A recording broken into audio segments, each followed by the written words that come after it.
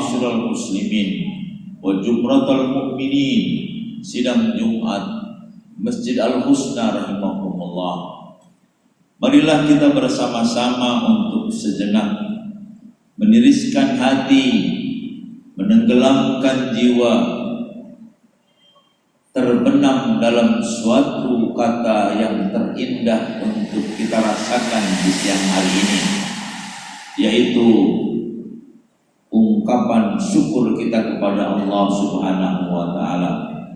Syukur dalam arti Allah mampukan kita, Allah mendrive kita untuk mampu meniti hari, merenda usia, selalu berada dalam jalan dan ridhonya.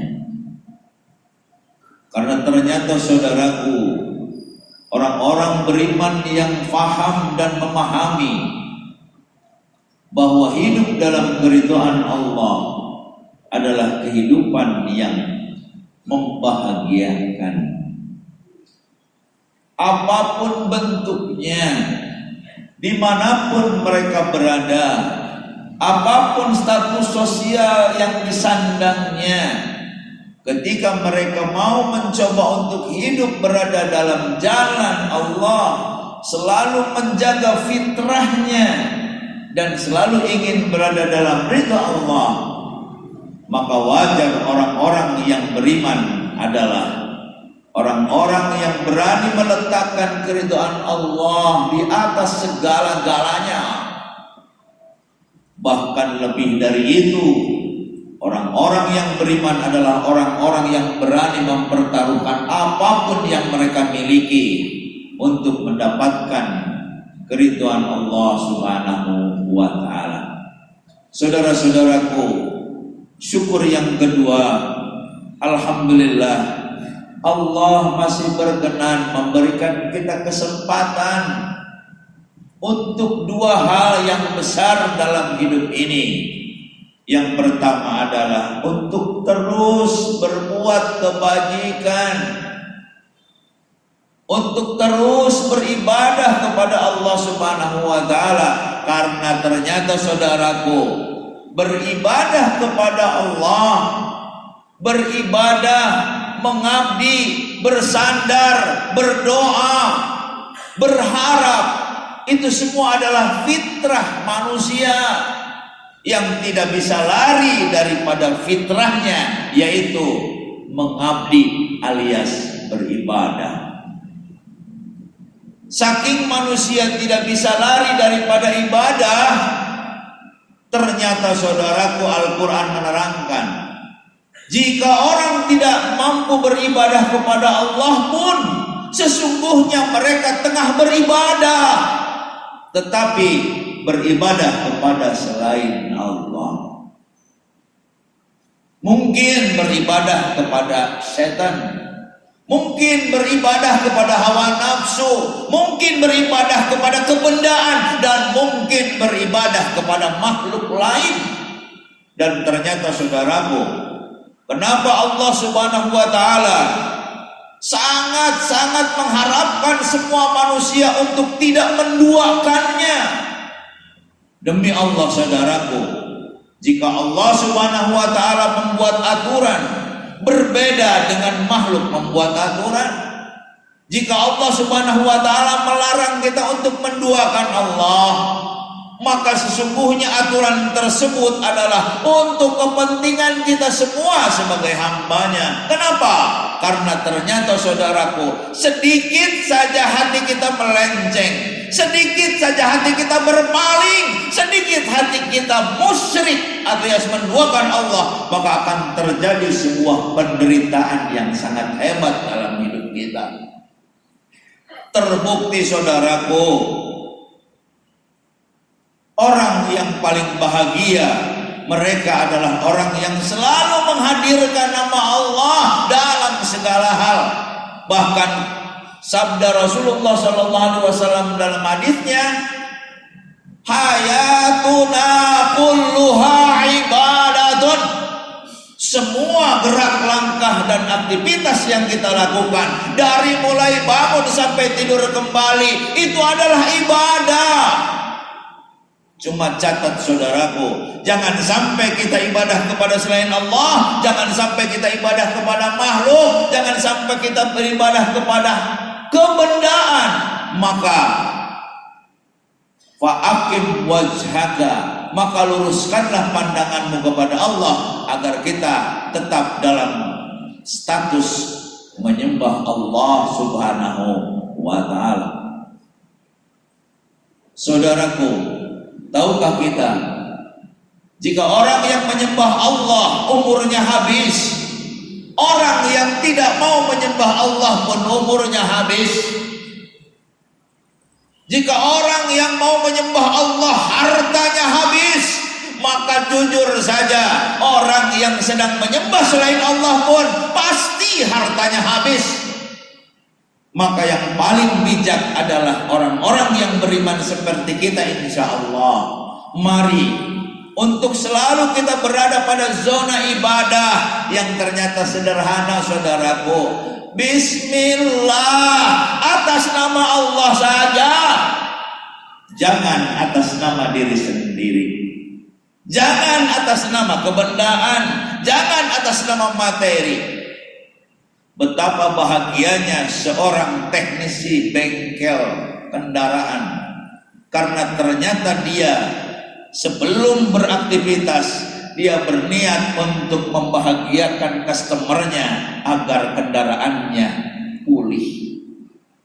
Betapa bahagianya seorang penarik ojek disebabkan karena dia berniat untuk memudahkan customernya, memudahkan orang lain dalam transportasi. Tidak peduli apa yang akan dia dapatkan, karena terlampau yakin dia bahwa semua kebajikan yang dilakukan, sungguh pun itu sebesar biji bayam, Allah akan balas. Demi Allah, saudaraku, berbuat saja untuk membahagiakan orang lain, karena ternyata saudaraku, urusan kita adalah mengurus selain kita. Bukan urusan kita mengurus kita, karena urusan kita adalah urusan Allah Subhanahu wa ta'ala. Ini sudah terbukti, saudaraku. Itulah yang dimaksud dengan ikhlas. Perlu adanya arahan yang tepat, semuanya dimotivasi karena Allah. Maka ternyata saudaraku lebih jelas ketika Allah berfirman di dalam surat Al-Bayyinah tentang keikhlasan. Saudaraku, jika seorang guru SD ditanya, realita yang paling kecil adalah molekul.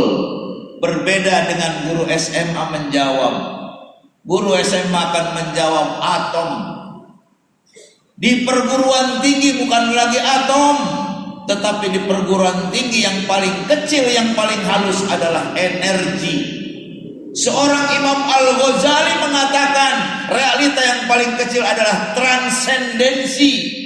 Dan ternyata saudaraku, menurut Quran, menurut hadis, sesuatu yang paling halus, sesuatu yang paling kecil itu adalah ikhlas. Subhanallah. Ikhlas dalam menghadapi segala macam permasalahan hidup. Sungguh pun mungkin permasalahan tersebut mengundang air mata kita. Sungguh pun mungkin permasalahan tersebut akan mampu mencabik-cabik hati kita.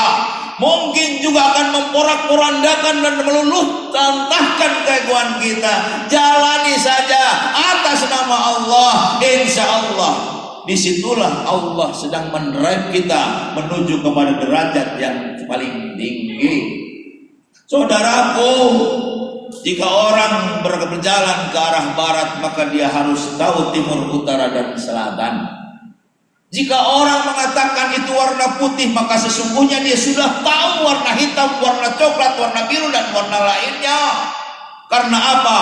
Karena ternyata saudaraku, hidup ini tanpa permasalahan yang diberikan oleh Allah Subhanahu wa ta'ala, maka sesungguhnya kita akan mabuk semuanya. Sesungguhnya kita akan jadi anak mama semuanya disebabkan karena kita tidak mampu apa-apa. Terima kasih Allah, Engkau menghadirkan masalah kepadaku. Terima kasih Allah, Engkau menghadirkan permasalahan kepada istriku. Terima kasih Allah, Engkau menghadirkan permasalahan kepada masyarakatku, kepada bangsaku, kepada duniaku. Karena apa? Karena ternyata dengan permasalahan tersebut jalani saja atas nama Allah. Insya Allah, Allah janji dengan 3 perkara yang sangat hebat di dalam Al-Quran. A'udzubillahi minasyaitonirrajim. Wa may yattaqillah yaj'al lahu makhraja. Barang siapa yang tetap bertakwa kepada Allah Subhanahu wa taala, maka Allah akan beri jalan keluar dari segala macam permasalahan hidupnya. Janji Allah yang kedua yang pasti terjadinya adalah wa may yattaqillaha yaj'al fi amrihi yusra. Barang siapa yang bertakwa kepada Allah, maka dia akan dimudahkan oleh Allah dalam perkaranya. Ternyata yang ketiga, saudaraku, yarzuqhu min haitsu la yahtasib. Dia akan diberikan rezeki oleh Allah dari yang tidak diduga-duga. Nomor induk kepegawaian jangan dijadikan Tuhan. Kendaraan jangan dijadikan Tuhan. Dorongan mie ayam jangan dijadikan Tuhan. Karena apa? Itu semua hanya sarana dan fasilitas untuk mencucurkan air mata, untuk mencucurkan keringat dalam rangka kita meraih berkah Allah Subhanahu wa taala. Sebab ada orang yang menuhankan kebendaan. Mereka mengatakan, kalau aku tidak jadi pegawai, aku tidak makan. Kalau aku tidak berdagang, maka aku tidak makan. Kalau aku tidak bekerja, maka aku tidak makan. Demi Allah, saudaraku, ketauhidan dan kemusyrikan batasnya sangat tipis. Berbahagialah orang-orang yang senantiasa terus berada dalam akidah yang kuat, berada dalam keyakinan yang kuat. Karena apa? Karena dia akan terhantar sampai hembusan nafas terakhirnya penuh dengan ketenangan dan ketentraman, juga kebahagiaan. Karena memang ketenangan, ketentraman dan kebahagiaan itu adalah selling point dari al-Islam, agama kita. Agama kita bukan agama yang mendayu-dayu, hanya sebatas ingin surga dan takut neraka. Agama kita bukan agama yang memperbanyak ritual yang tidak bermakna, tapi betul-betul dari sholat kita mendapatkan sesuatu. Dari saum kita mendapatkan sesuatu. Dari berkorban kita pun mendapatkan pelajaran di sini, terlebih-lebih nanti di akhirat. Saudaraku, sesungguhnya Nabiullah Ibrahim alaihissalam begitu berat ketika dia mendapatkan perintah dari Allah, Ibrahim sembelih Ismail. Saudaraku, seorang Ibrahim bukan seorang manusia yang mempersembahkan sesuatu kepada dewa Yunani, bukan. Kita juga bukan sholat yang mendayu-dayu, ibadah yang mendayu-dayu. Ya Allah nih lihat aku rajin, ya Allah nih lihat aku ibadah, tapi tolong ya surgakan aku, tapi tolong jauhkan aku dari neraka. Bukan itu. Sesungguhnya sholat kita tanha anil fahsya'i wal munkar. Sholat kita dapat mencegah perbuatan keji dan munkar. Kapan? Hari ini. Sesungguhnya sholat kita akan menghadirkan kita kepada ketenangan. Kapan? Hari ini. Insya Allah, saudaraku, jika kita membeli peci kekecilan, maka jangan kecilkan kepalanya, tapi cari peci yang lebih besar. Jika kita belum mendapatkan manfaat dari sholat, belum mendapatkan manfaat dari ibadah, bongkar lagi, buka lagi, kaji lagi, baca lagi. Karena Allah tidak pernah bohong, pasti benarnya. Mana dampak baik dari sujud, mana dampak baik dari pengorbanan. Contoh seperti yang dipersembahkan kepada Allah Nabiuna Ibrahim alaihissalam, bukan Ismailnya. Tidak akan menjadi masalah apakah Ismail jadi disembelih atau tidak. Yang jelas Nabiullah Ibrahim alaihissalam sudah lulus 2 perkara. Yang pertama, dia terbebas dari kepemilikan. Karena rasa memiliki itu adalah penderitaan. Saudaraku, semuanya milik Allah. Itu yang berbahagia. Di rumah, anak-anak bukan milik kita. Kalau kita memilikinya, kalau kita mencintainya, membabi buta dan hebat-hebatan, tunggu hatimu hancur ketika mereka diambil oleh Allah Subhanahu wa Ta'ala.